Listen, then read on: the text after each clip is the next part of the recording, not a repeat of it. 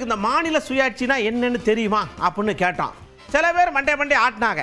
சரி, இந்த மாநிலத்தினுடைய கைகளில் என்னென்ன அதிகாரத்தை இறுக்கமாக பிடிச்சிக்கலாம் அப்படின்னு சொன்னால் எதெல்லாம் கொடுப்பீங்க அப்படின்னு கேட்டோம். ரெண்டுக்கும் மானாவாரியாக பதில் அள்ளி போடுறாங்க. கேட்டு பயன்பெறுங்க மக்களே. மாநில சுயாட்சின்னா பார்த்தீங்களா, மாநில அரசாங்கமே முடிவெடுத்து மாநில அரசாங்கமே அதை செயல்படுத்துறது மாநில சுயாட்சி. மருத்துவம் சம்பந்தமா, கல்வி சம்பந்தமா இருக்கிறதெல்லாம் இருந்தால் நல்லா இருக்கும். கல்வி, மருத்துவம், வணிகம் இது எல்லாமே நம்ம மாநிலத்தின் கட்டுப்பாட்டுக்குள்ள இருக்கணும். மருத்துவம் நம்மகிட்ட இருந்தோம்னா நீட் தேர்வுக்கு நம்ம இப்படி மத்திய சர்க்காரை கெஞ்ச வேண்டாம்.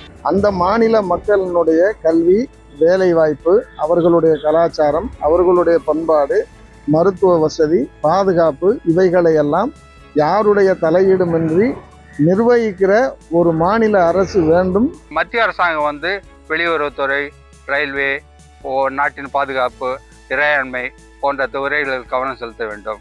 மாநிலங்களுக்கு முழு அதிகாரம் கொடுக்க வேண்டும். மத்தியில் ஒரு கட்சி, மாநிலத்தில் ஒரு கட்சி இருக்கிறப்போ, கொள்கை ரீதி அவங்க வேறு இதில் இருக்கிறப்போ கண்டிப்பாக அதோடைய உதவி, மத்திய அரசோட உதவி மாநில அரசுக்கு கிடைக்காது.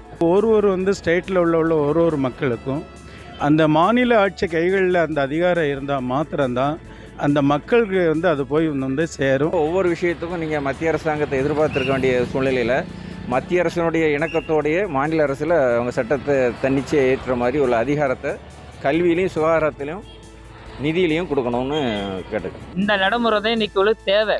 ஏன்னா மத்திய அரசாங்கங்கிற ஒரு குறிப்பிட்ட லெவலில் தான் இருக்கணும். அதை விட்டு மாநில அரசாங்கம் இருந்திருந்தா மாநில அரசாங்கம் மக்களுக்கான சேவையை செய்ய முடியாது. அரசியல் ரீதியாக எடுக்கக்கூடிய அந்த முடிவுகளை அமல்படுத்துவதற்கு அவங்க சுதந்திரம் இருக்கணும், ஜனநாயகம் இருக்கணும்.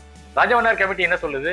1969 இந்த கல்வி மாநில சுயாட்சிக்குள்ள அதன் போல திட்டங்களுக்கும் அது வகுக்கக்கூடிய சட்டங்களுக்கும் இல்ல மத்திய அரசு, ஒன்றிய அரசு தலையீடு இருக்கக்கூடாது, தலையீட்டை குறைச்சிக்கணும் அப்படின்னு சொல்லுது. அதிகாரங்களை ஒன்றியத்தில் குவித்ததன் விளைவுதான் பல நாடுகள் உடைந்து சின்னாபின்னமாயிருக்கிறது. முழுக்க மாநில அரசுக்கு அதிகாரத்தை கொடுங்கன்னு சொல்லலை. அதே நேரத்தில் மத்திய அரசும் மாநில அரசும் ஒரு இணக்கமாக இருந்தால் எல்லா செயல்களையும் பெறலாம். மாநில சுயாட்சி, மத்தியில் கூட்டாட்சி தான் என்றைக்கும் நிலைக்கும்.